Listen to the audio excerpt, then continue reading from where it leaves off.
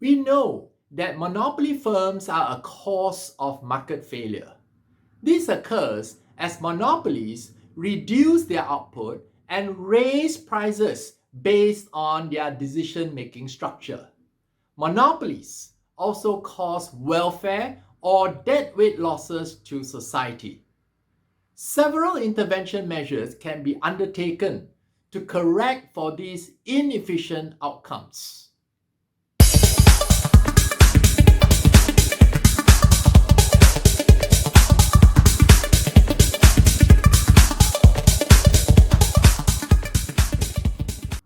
Hi, my name is Dr. Andrew Tan. I'm a professor of economics at the University Science Malaysia. As part of our discussion on market failure caused by imperfect competition, we will talk about what corrective measures can be undertaken to raise the output and lower the price levels of monopolies. These measures also include different types of taxes which can be collected from monopoly supernormal profits to offset the welfare or deadweight loss that a monopoly firm creates. In discussing intervention measures to control the monopoly, we revert to the initial diagram showing the downward sloping demand curve dd is equals to P. The supply or marginal cost function, MC, is upward sloping. Both the DD and SS or P and MC curves intersect at point Y, and competitive equilibrium price and quantity are denoted by PC and QC respectively. The marginal revenue curve of the monopoly, MRM, is also downward sloping and intersects the marginal cost MC at point Z. Monopoly equilibrium price and quantity are represented by PM and QM respectively. Note that the monopoly output QM is lower than the competitive output QC.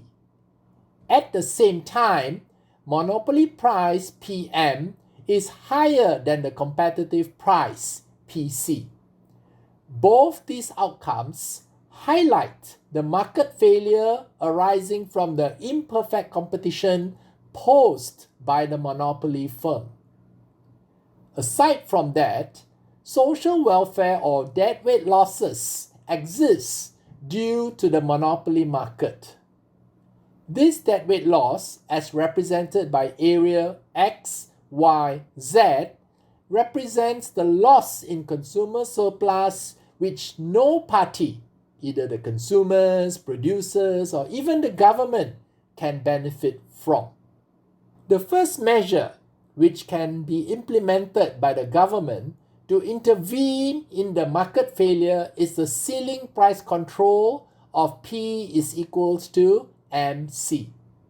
The demand curve is downward sloping and is also represented by price or P. The marginal revenue curve of the monopoly, MR, is also downward sloping. The two cost curves shown are the marginal cost MC and the average total cost, ATC. Initial equilibrium occurs at point C, where MR is equals to MC. Equilibrium price and output are PM and QM respectively. Since we know that QM is lower than the efficient output QC, while PM is higher than the efficient price PC, the aim here then is to increase output and lower price. Here, the government can implement a ceiling price onto the monopoly that is fixed at PC is equals to MC at point B.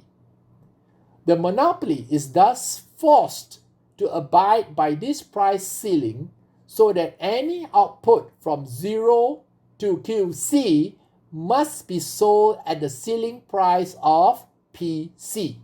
The price cannot be higher than PC.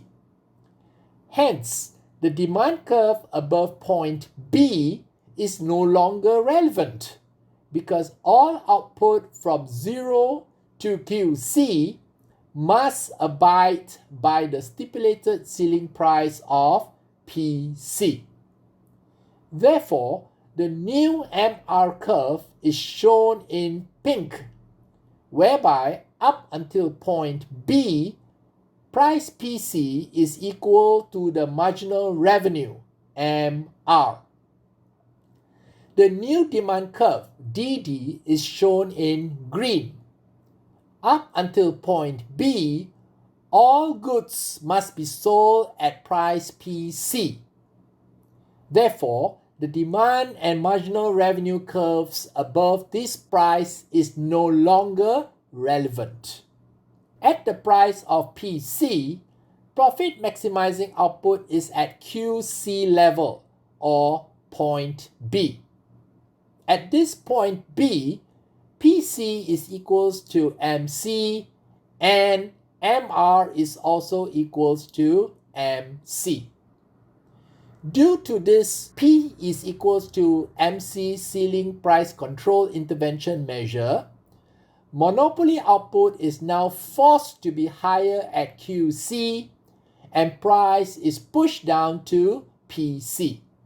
Monopoly profits are also reduced in this case. This works as an intervention measure by the government. The ceiling price control of P equals to MC. The second measure which can be implemented by the government to intervene in a market failure is the excess profits tax. This tax controls the supernormal profits earned by the monopoly. Here, the standard downward sloping demand curve P is equals to DD. The standard downward sloping marginal revenue curve MR is also shown. The standard U-shaped marginal cost MC and average total cost ATC curves are also assumed. Monopoly equilibrium occurs at point E, where MR is equals to MC. Equilibrium price and output are PM and QM respectively. Here, the monopoly operates as a profit maximizing firm. As can be seen, at output QM, ATC or the average total cost is given by point F. This is noted as ATC on the vertical axis. Therefore, total revenue TR is represented by the area OPM GQM. This is obtained by multiplying price by quantity, whereby OPM on the vertical axis is the price and multiplied by OQM on the horizontal axis is the quantity. Next is the total cost. Total cost TC is obtained by multiplying ATC by Q to get O, ATC, F, QM. Here, OATC on the vertical axis is the average total cost and multiplied by OQM on the horizontal axis as the quantity. Monopoly profits are obtained by subtracting total cost from total revenues. Here, TR minus TC, we get total profits as area ATC PM GF, as shown in the dotted area in gray. The government can then implement the excess profits tax, which are collected as a percentage of these profits. The excess profits tax collected from the monopoly is denoted by the pink rectangle area. Note that monopoly profits have shrunk as a chunk of it has been taxed away using the excess profits tax. The third measure which can be implemented by the government to intervene in the market failure is the lump sum tax. The usual downward sloping demand and marginal revenue curves of the monopoly firm are shown.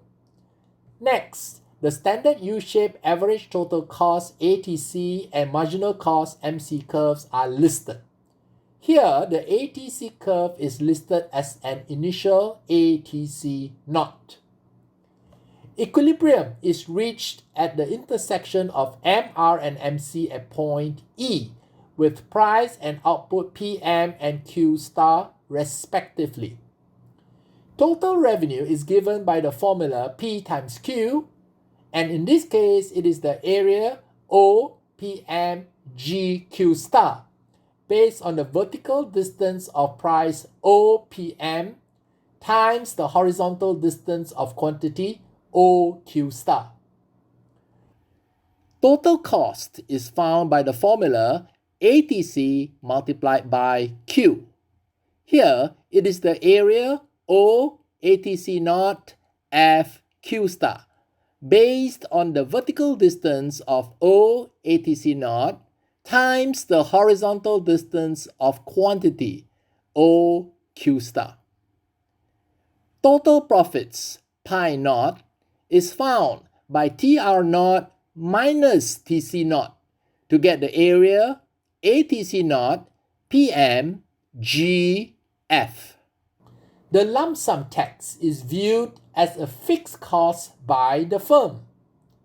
Its implementation will shift the average total cost upwards from ATC naught to ATC1, although it will not have any effect on the marginal cost of the firm. The output of the monopoly firm is therefore unaffected and remains at Q star, as equilibrium is still found by equating MR to MC at point E. However, the profits of the monopoly firm will be reduced. This can be seen by the total revenues at TR1 or the area of OPM GQ star, while the new total cost at TC1 is based on the new ATC curve, ATC1. Hence, the new total costs are denoted by the area O ATC1 HQ star. The new profits pi 1 are therefore found by TR1 minus TC1 to get the area ATC1 PM GH. Hence, monopoly profits are reduced by the amount of the tax implemented by the government.